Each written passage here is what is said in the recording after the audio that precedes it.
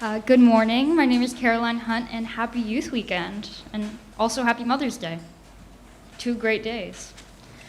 I'm so grateful to get to give a sermon today. I've stood up here and spoken numerous times before as a lector, but I've never gotten to read something that I have written myself, which I must say is a little bit of a relief because I really do not think I could count the number of biblical words that I've mispronounced right here. It's even more mortifying than I think it will be every time. So for those of you who don't know me, I've been attending St. Peter's since I was about 11 months old with my mom, Katrina, and my sister, Mirabelle. I've read the Prayers of the People and other readings. I've served as an usher, as a member of the Altar Guild, and in various other little roles around the church. I've been a volunteer in the thrift store, a camper, and camp counselor at VBS, and of course a member of the youth group. That said, it is incredibly difficult for me to name everything I've been able to do at St. Peter's from the time I was 11 months old to today. And as a side note, yesterday I actually turned 220 months old. It's a milestone. You always remember the day you turn 220 months old. I've gotten to appreciate the scenery at Camp Stevens and Julian, swim in the 40-ish degree water in Juneau, Alaska on this past summer's youth pilgrimage, and bond with my fellow seniors from the playroom to the youth room, and Andrew, who will go up next. We actually went to preschool together, so it's been a while. Now, I am preparing to graduate from Torrey Pines High School in a little less than 3 weeks, and I'm very excited for this coming fall when I'll start college at UC Berkeley, studying political science. So it's a fun day. Thank you. But I'm also very grateful to be able to speak on this specific day and about this specific gospel. I will say when I first read it, as perhaps you also felt when you first heard it, I was very, very confused. But the more I sat with it, the more I felt a connection between the reading and my experience at St. Peter's. In the reading, essentially, Jesus is essentially talking to God before he crosses into, and I had to look this up, the Garden of Gethsemane, right before his death. And in the specific portion we heard, Jesus is asking for God to protect his disciples. This ask for protection, I don't know if that is the full meaning of the gospel itself, but it did stick out to me for sure. And that's primarily because also at this podium, I listened to Mother Page and numerous family, friends, and family members speak at my dad's memorial service now almost 7 years ago. Prior to his passing, my dad had suffered a lot and for many years, but I remember thinking as I sat in the front row of the nave during his service that I was just very happy for him. I was very happy because to me, he was finally away from all the pain and trouble of what his life had been like for the past many years. And I felt like then, in this next portion of life, my dad would be able to protect me in a way that he was previously unable to. But now when I think about the life that I've led since I lost my dad and the life I have ahead of me, I feel the protection just more than ever. My dad also went to UC Berkeley, and it was actually just a few days ago when I learned that a few of my dad's friends from college, some of whom the last time I saw was actually in the parish hall after his service, want to send me a little something for college as a sign of support. So that was just a very beautiful example of that kindness and protection that I've been able to feel throughout my life. And so in researching a little bit into the gospel, I found that this passage is part of the high priestly prayer of Jesus, which would also be called the farewell prayer.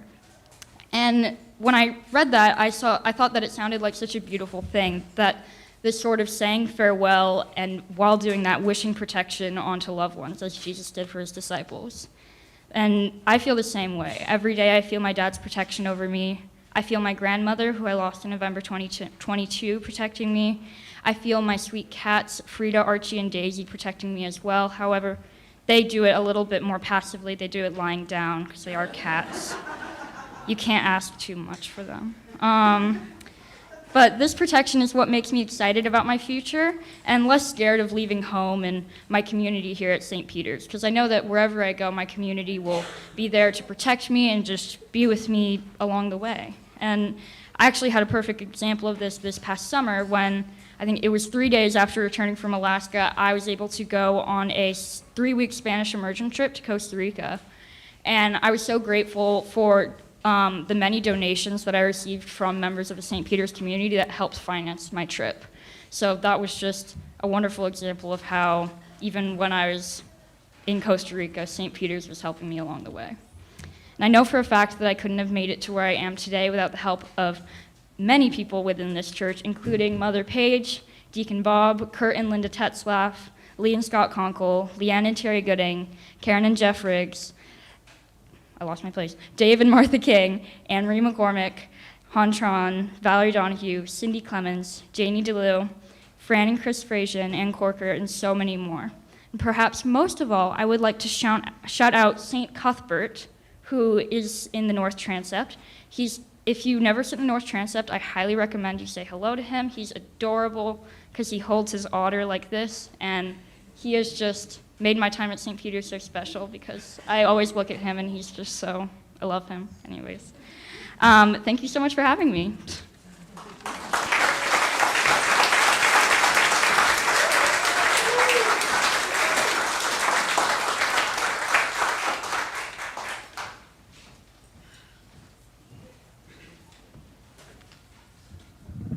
Hello.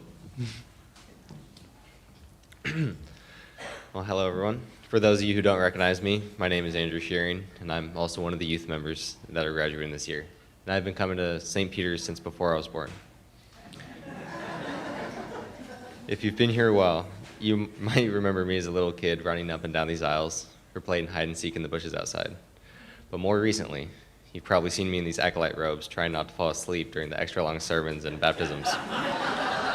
So, to make sure none of you fall asleep, I'll try and be brief. Some of my earliest and favorite memories involve our church. For example, walking down to the beach during vacation Bible school, along with all the fun arts and crafts we would do, or having snowball fights out in the courtyard when we used to fill it with snow during the winter. Clearly, when I was a kid, I had no idea what church was about, since I mainly remember the bingo and movie nights. However, over the years, the purpose of St. Peter's and the value it has brought with it in my life has become clear. One benefit that our wonderful acolyte program has brought me is, besides my incredible ability to stand up here without feeling nervous, is having a front row seat to every sermon that has been taught here. And although I don't always understand everything, being up here helps me pay attention as I try to learn anyways. And one thing that I've learned is the importance of a strong community. For example, a few years ago when my mom got really sick, and many of you came to help me and my family, I felt God working through all of you to help me feel safe and supported. I believe that God is responsible for bringing all of us together. And while I can't bring all of you with me to college, I'm happy that I'll have God there with me. In case you don't know, I plan on attending Purdue University to study aerospace engineering. I've always been interested in all the nerdy aspects of space and the machines we use to get there, so I figured that's what I'd like to study. Being a nerd, I try and tend to find the logical explanations for things, how things work, and how things got that way. So, as you might expect, when I tried applying the same thought process to my faith, I ran into a few issues. Looking at the Bible provides one explanation for things, while science tells us another. I originally struggled with these contradictions between science and the Bible, and although I now figure that both things can be true at once, I found it hard to see if God was playing a role in the world, or if life on earth was just a cosmic coincidence. But as I sat in church thinking these questions over, I realized that I had proof of God's work all around me. I saw it every Sunday at church, and I saw it with each of you that I talked to. It was this community that I value so much that was brought together by our love for God and God's love for us. The community that helped take care of me and teach me and raise me. The community that had been there for me when I struggled and needed support.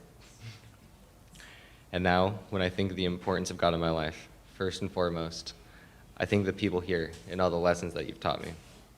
And I'm not just talking about all the many lessons in the Bible, but also the life lessons you guys have taught me just from talking to you and all the wonderful stories you have to tell. And as I move on to the next chapter in my life, I'm forever grateful that I'll have these lessons and memories to take with me. Thank you.